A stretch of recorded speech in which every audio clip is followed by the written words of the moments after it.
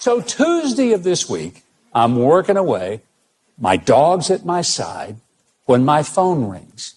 Now, I didn't recognize the number, but I just somehow felt I ought to answer this call. I had no idea that that call was about to turn my life upside down. Because on the other end of the line was President Trump. Now, if you've ever been around him, you know he is not one to engage in a lot of small talk, and he got right down to business. He said, Mike, I want you to be ambassador to Israel. You know the country. You know the people and the Middle East, and I want you to be there. Now, I have not lobbied or asked him for the job. Others suggested it, and I guess he thought it was the right thing. I really didn't have time to think about all that it would do to change my life. But it was the only appointment that I would have really had an interest in.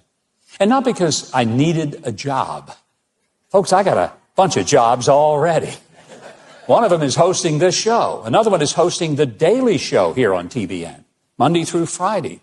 I serve on several corporate and nonprofit boards. I own a travel company, several radio stations. I travel constantly to make speeches. I have consulting in business enterprises in 3 countries, publish a daily newsletter, and I write books. I got plenty to do. And by the way, I'm going to have to take a dramatic pay cut to do this job. But it was not about getting a title or a federal paycheck. It was about the opportunity to play a strategic role in the safety and security of Israel and for the Jewish people, and hoping to expand President Trump's historic Abraham Accords that he got passed in his first term, and hopefully securing a lasting stability and peace for the Middle East. It's deeply personal to me.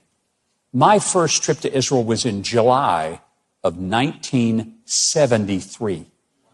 I was 17, a month away from my 18th birthday.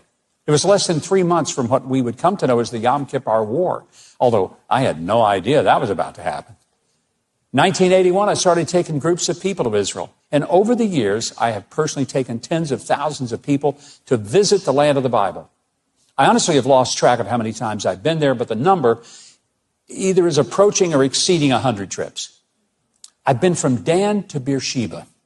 I've known Prime Minister Netanyahu for 30 years. I know many of the cabinet members and members of the Knesset. I have deep convictions about the underlying challenges that are faced by this tiny land, which is the size of New Jersey, surrounded by mortal enemies. I've been there in times of great peace and in times of war, times of uprisings. Because I unapologetically believe the Bible, I take seriously Genesis 12 that reminds us that God will bless those who bless Israel and curse those who curse Israel.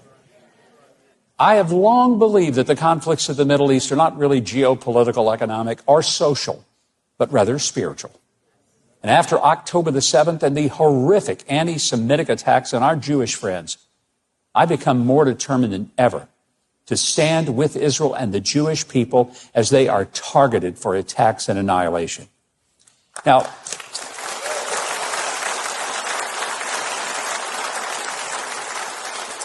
I know you probably have many questions. I sure do. I get asked, are you going to have to leave the show? Are you going to have to live in Israel? And when will all this happen? And many more questions. And the honest answer to all of them is, I don't know. For Janet and me, this is a journey of pure faith. I have no idea if the Senate will confirm me, although with Republicans in clear control, that should happen. After that, I'd be required to move to Israel and begin my service to my country and to my president. I tell you what, I'm starting a path that I've never been on before. But you will be traveling that path with me for the next several weeks. But I do ask that you pray not just for Janet and me, but more importantly, that you pray for the peace of Jerusalem.